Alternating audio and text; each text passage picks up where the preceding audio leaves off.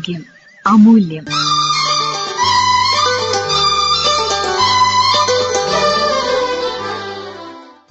കൊതുകുജന്യ രോഗങ്ങൾ ഈ വിഷയത്തെക്കുറിച്ച് ഇന്ന് നമ്മളോട് സംസാരിക്കുന്നത് കോഴിക്കോട് ബീച്ച് ആശുപത്രിയിലെ കോഴിക്കോട് ഡിസ്ട്രിക്ട് വെക്ടർ കൺട്രോൾ യൂണിറ്റിലെ സീനിയർ ബയോളജിസ്റ്റ് സബിത എസ്.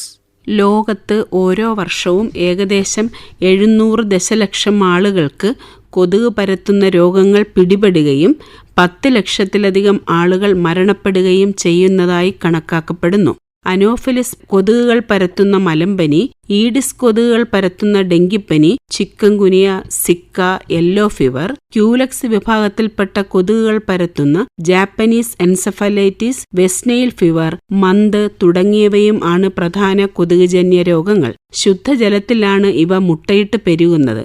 വീടുകളിലെയും സ്ഥാപനങ്ങളിലെയും ഓവർഹെഡ് ടാങ്കുകൾ, ഗ്രൗണ്ട് ലെവൽ ടാങ്കുകൾ, പ്രത്യേകിച്ച് സിമന്റ് ടാങ്കുകൾ, ആഴം കുറഞ്ഞ കിണറുകൾ, ഹാർബറുകളിലെ ഉപയോഗശൂന്യമായ ബോട്ടുകൾ, വള്ളങ്ങൾ, ഫിഷ് ബോക്സുകൾ, വാട്ടർ ടാങ്കുകൾ എന്നിവിടങ്ങളിലെല്ലാമാണ് ഇത്തരം കൊതുകുകൾ മുട്ടയിട്ട് പെരുകുന്നത്. അതുകൊണ്ട് തന്നെ ഇത്തരം ടാങ്കുകൾ, കിണറുകൾ എന്നിവ കൊതുക് കടക്കാത്ത വിധം വല ഉപയോഗിച്ച് മൂടുകയും ഉപയോഗശൂന്യമായ വള്ളങ്ങൾ, ബോട്ടുകൾ എന്നിവ ഹാർബറുകളിൽ നിന്നും സുരക്ഷിതമായി നീക്കം ചെയ്യുകയും ചെയ്താൽ അനോഫിലിസ് കൊതുകുകളുടെ പ്രജനനം തടയുന്നതിന് സാധിക്കും. ഒരു തുള്ളി വെള്ളത്തിൽ പോലും മുട്ടയിട്ട് പെരുകുവാൻ കഴിവുള്ളവയാണ് ഈഡിസ് കൊതുകുകൾ. വീടിനകത്തും വീടിനോട് ചേർന്നുമുള്ള സ്ഥലങ്ങളിലുമാണ് ഇവ കൂടുതലായും മുട്ടയിടുന്നത്. ഫ്രിഡ്ജിന് പുറകിലെ ട്രേ, ഉപയോഗിക്കാതെ കിടക്കുന്ന ക്ലോസറ്റുകൾ, മണി പ്ലാന്റുകൾ, മറ്റ് അലങ്കാര ചെടികൾ, ടാർപോളിൻ ഷീറ്റുകൾ, മഴവെള്ളപ്പാത്തികൾ,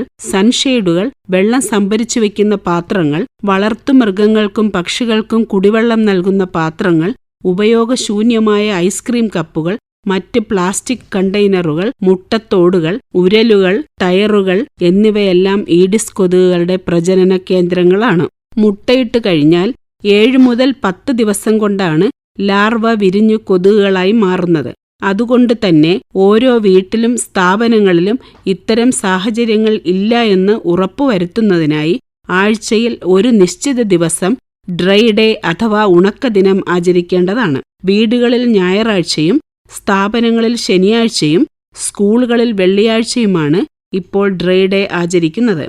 ജപ്പാൻ ജ്വരം പരത്തുന്ന കൊതുകുകൾ കൂടുതലായും പാടങ്ങളിലും ചതുപ്പ് വെള്ളക്കെട്ടുകളിലും കാണപ്പെടുന്നു. ഇവിടങ്ങളിൽ ആരോഗ്യവകുപ്പും ജില്ലാ വെക്ടർ കൺട്രോൾ യൂണിറ്റും തദ്ദേശ സ്വയംഭരണ സ്ഥാപനങ്ങളുടെ സഹായത്തോടെയും കീടനാശിനി പ്രയോഗവും ഫോഗിങ്ങും നടത്തേണ്ടതായി വരും. പൊതുവിൽ നോക്കിയാൽ കൊതുകുകൾ പെരുകുന്നതിനുള്ള സാഹചര്യങ്ങൾ ഇല്ലാതാക്കുക എന്നതാണ് പ്രധാനം.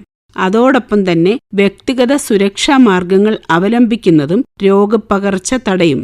കൊതുകുജന്യ രോഗങ്ങൾ ഈ വിഷയത്തെക്കുറിച്ച് ഇതുവരെ നമ്മളോട് സംസാരിച്ചത് കോഴിക്കോട് ബീച്ച് ആശുപത്രിയിലെ കോഴിക്കോട് ഡിസ്ട്രിക്ട് വെക്ടർ കൺട്രോൾ യൂണിറ്റിലെ സീനിയർ ബയോളജിസ്റ്റ് സബിത എസ്.